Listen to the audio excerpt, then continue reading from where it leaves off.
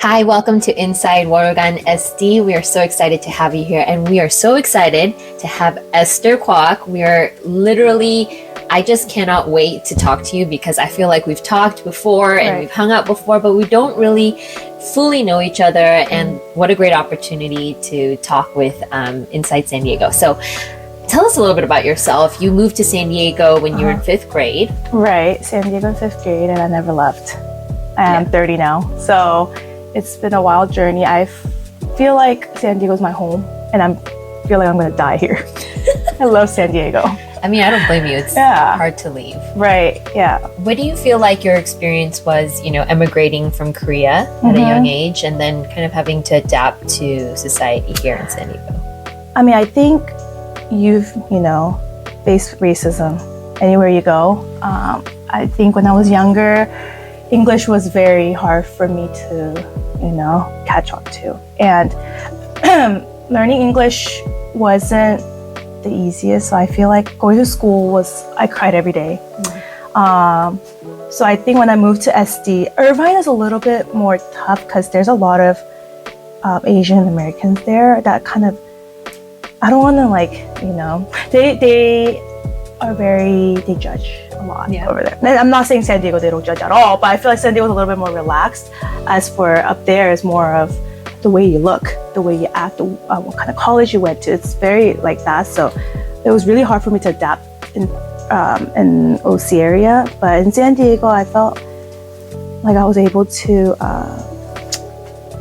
meet new people. I started going to church with my family. I think church really helped me meet a lot of Korean friends. And in school, I had no Korean friends. So it was very hard to balance. Am I Korean or am I American? It was very hard. But yeah, it wasn't too difficult. I was too young, I think. But thinking back now, I'm glad that my parents moved to America for a better life for me. I really am. What were your parents' hopes and aspirations when they came here? What did they envision for your family? I asked my dad this. I asked him what was the reason that he moved to America, and the simple answer was for you guys, for me and my sister. Not because of his dreams to become, this businessman. His dream was to give us a better education, better life, because Korea's education is very strict. A lot of pressure on the kids, and he didn't want that for us. So that was his main and only reason to move to America. And what are some of the things he did? I know that he's a business owner himself. Like, what are some of the and your mom as well, the career kind of building and creating a foundation for you guys? What kind of work did they do? So my mom was a stay-at-home mom. So she was able to raise all three of us. My dad started a construction company, and it wasn't the easiest for him. There were times when, it was financially very hard on our family for a long time. But I saw my dad go out of the house 4 or 5 in the morning, came home at 10 p.m. And physically, it's a lot of labor in construction. So I saw him struggle, but he never gave up. I mean, he couldn't because he had a family to provide. And he built this business by himself. And I think that's what I look up to. And that's what I grew up in. I only grew up watching someone in business. And I never had anyone who modeled the corporate life. So to me, this corporate life is so new and so nice. So 9 to 5 sounds so nice. PTO sounds nice. Having same money of salary coming in is nice. It's stable. I've seen businesses fluctuate. So to me, it's every time someone's in corporate, I get so jealous. I'm oh, lucky. You have insurance, you have 401k, all of that. So I only grew up in that, and I think I was very inspired by my parents. And that's what I was able to get into the business too. And obviously you and I have pretty strong personalities. I'm going to assume that your mom's a pretty strong woman as well. My dad is more strong. Oh, really? Yeah. Okay. So, Well, she's more strong behind doors. well, that's Yeah, still strong, yeah. right? But I think, in public, she like lets him do his thing, and then behind doors. You don't want to. Yeah. Yeah, I think when I see you, you embody a lot of strength, but it is very like tempered in a way where you get your stuff done, but you are also have this like undercurrent of like fortitude. When did you decide? I know that it was like an inspiration through your life, seeing modeled by your dad, owning a business. When did you kind of make that decision of like, I'm gonna go into it? So after college, I wanted to be in the medical field. So I was like, okay, let me work at like there's a hospital down here. I worked there for a year when I was 21. So I was just like, okay, maybe I should go get my master's in like something to do with medical. And then my friend, she actually started a boba shop / rolled ice cream shop in Mira Mesa. And she wanted to open up a second location in Convoy. And we're just having lunch, and it was just like a casual talk. And then she was like, hey, you want to be my partner? Like, we should work together. And I was like, oh, I've never done business. And she just started her business. So we're very new to this. Like, we're only 22, 23. And I'm like, oh, well, I don't have the money. I don't know if I could do it. So she's like, let's like actually talk about the finances and see how much it's going to cost us. And like, maybe get help from our parents. And that's how I actually started. And it moved so fast. I think she already had a space that she liked. We went to look at it. She's like, do you like it? I like it. And then we opened it within 3 months. Wow. So it wasn't like, oh, let's plan everything. Because she already had all her recipes. So honestly, she was the creative person that I needed. So that's how I started at like 23. Wow. With the ice cream shop and, dealing with employees was like a totally new thing for me. It was like exhausting, and then from there, we were open for like 2 years. She wanted to move to a restaurant. I didn't want to do. I think I was burnt out from everything. It's a lot. It sounds luxurious, but it's not as luxurious. It's there's a lot of things behind doors that I didn't realize. And I think I experienced it when I was so young and very immature. And I didn't take it for granted. I took it for granted. I was not thankful for what I had. And I just wanted to take a break. And around that time, my boyfriend and I got engaged, and then we were planning our wedding. So I was like, okay, maybe it's time for me to just sell the business. So we sold it. And here I am. I know. So then you went into Nozomi after that? Yes, Nozomi. COVID hit, and I was like, okay, this person who was going to open Nozomi at UTC Mall wanted to move back to Korea because of COVID. He was like, I don't want to be here. So I had the opportunity to look at the contract and everything, and I was like, okay, I'm willing to do it. And I lived in La Jolla at that time. So I was like, oh, it's only 3 minutes away. It will be easy to commute. So I signed the papers, and I think a month after I signed the papers, I found that I was pregnant. And I was like, gosh, like I can't back out. But thankfully it kind of got delayed because of COVID. So by the time my kid was like 9 months, it was delayed for like 2 years. So by the time my kid was like somewhat grown, I was able to focus on Nozomi. The hardest part, I think, even with that boba shop, I was 22, 23, and my employees were around my age. So it's very hard to differentiate between being an owner and being an employee. With Nozomi, I was a little older, and I had a lot of younger kids, and it was very hard to kind of step back and say, hey, this is a business, and I'm a business owner. I have to run this business, and no personal feelings. Like, I can't have any personal feelings get involved. And I think every time anyone asks me, like, oh, what's the hardest part? What did you learn the most about doing businesses? I think relationship. And with customers and with employees. It's not doing the work is not as hard as actually like you know, building this relationship and letting my employees know that like this is a business, you know, I'm not trying to take something from you guys. I'm not trying to be mean. I'm not trying to be too strict. It's that balance of like, am I being too strict or am I only, because some people might think like, oh, this owner only thinks about money. Why are they cutting my hours? But in reality, it's just because you didn't show up to your shifts. But like, you know, it's just little things like that. And then sometimes like I get close to my employees, but sometimes they don't do their work. Not too nicely, just be like, hey, get back to work, like do this, don't do this. But they kind of, they're like, well, why is Esther being so mean all of a sudden? Because they don't know how to differentiate between me being the owner and them being the employee. Right. So relationships are the hardest for me. And it's still hard for me, I think. Yeah. I mean, relationships, I feel like, are hard to begin with in any aspect of life. But then you put money and then you put, you know, structural, right, things in place, then it'll make it more complicated for sure.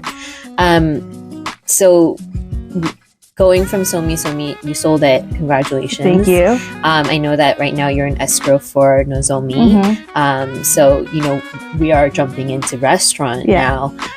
What are some of the, you know, things that you're excited about and also your like trepidations and things that you're nervous about when it comes to potentially owning Nozomi soon? I think from going to a franchise where I had no power in changing anything, the menu I couldn't change marketing, I couldn't do anything. Going from that to a restaurant where I could kind of put my color in, I'm kind of excited for. I'm like, oh, maybe because we're next to UTCE.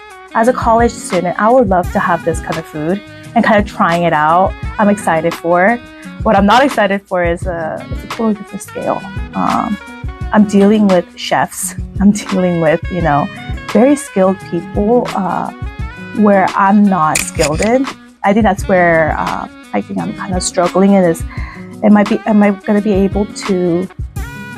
be respected even though I don't have the skill sets that they do?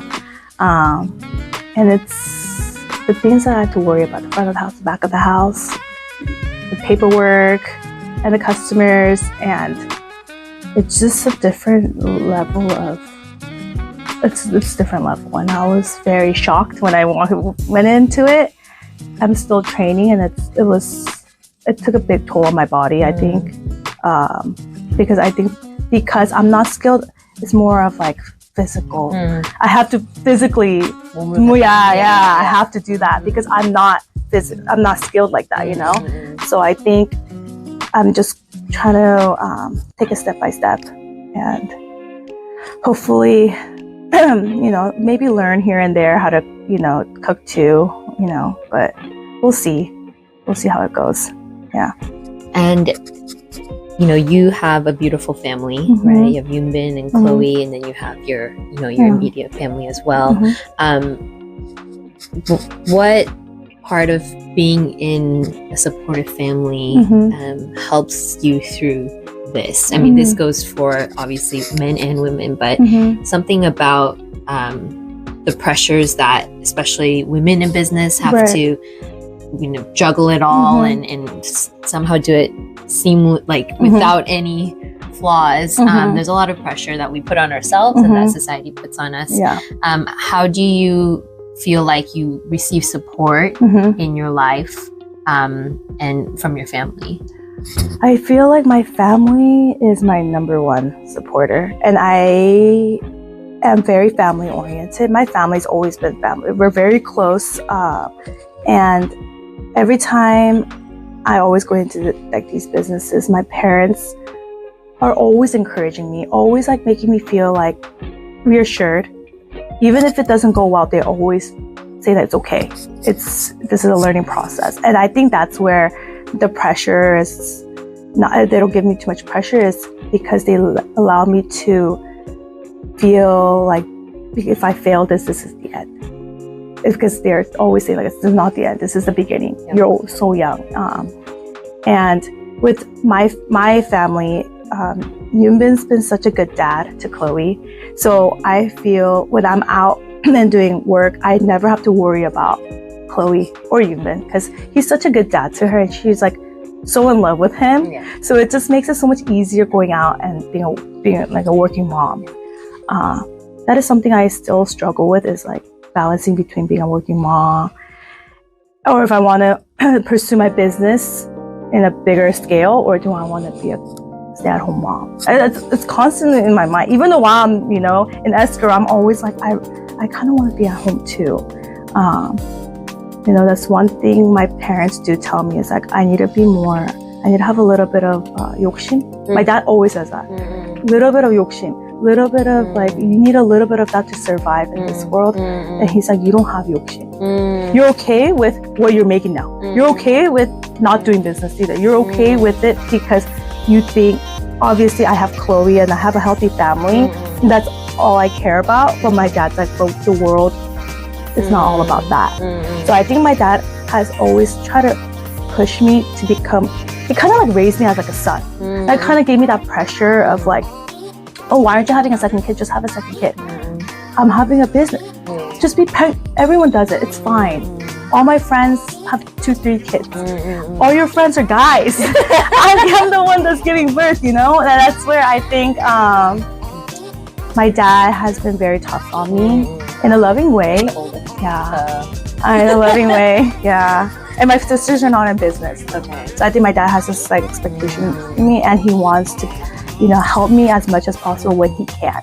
Because when he's like, when I'm old, I can't help you like that, So I am trying very hard to have this 욕심, but I don't know if it's in me.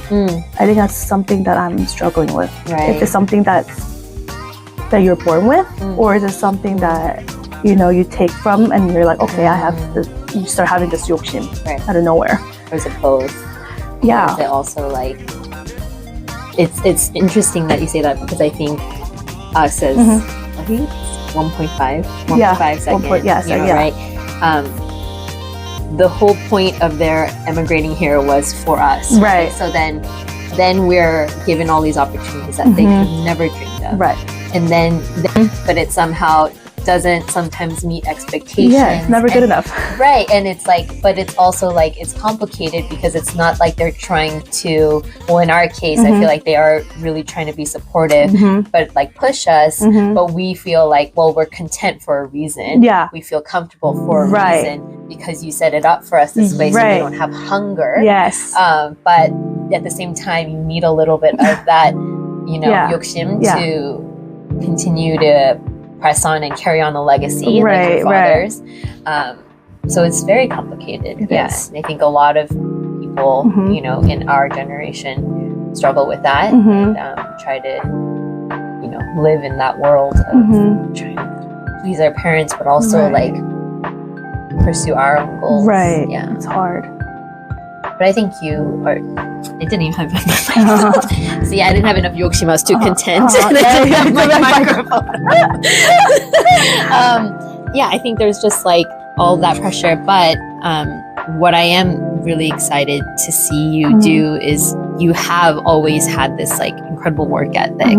And, I know that when this whole escrow process finishes and you see Nozomi through, I'm so excited to see what you're going to bring, your own flair, your own aesthetic. It's such an established, I went to Nozomi all the time in college. It's a beloved restaurant, but I know that you'll also bring something to it that only Esther can bring. And also like, there's always going to be this sense of like, I'm not good enough in this sense, but like there are so many things you are good at, and just to really tap into that and feel empowered to go. And because it wouldn't be yours if you didn't think that you could do it and that you weren't, given the tools to succeed in it. So I think you're going to do an incredible job, and we all want to go support Nozomi and all of your endeavors and your beautiful family. And your beautiful family is going to be on the cover of the March issue. So thank you so much again for chatting with us. And we want to see, young women, especially, Korean American women, just continue to thrive and to do great things and to make our parents proud. Yes. Or, Thank you. Thank you. 감사합니다. 감사합니다.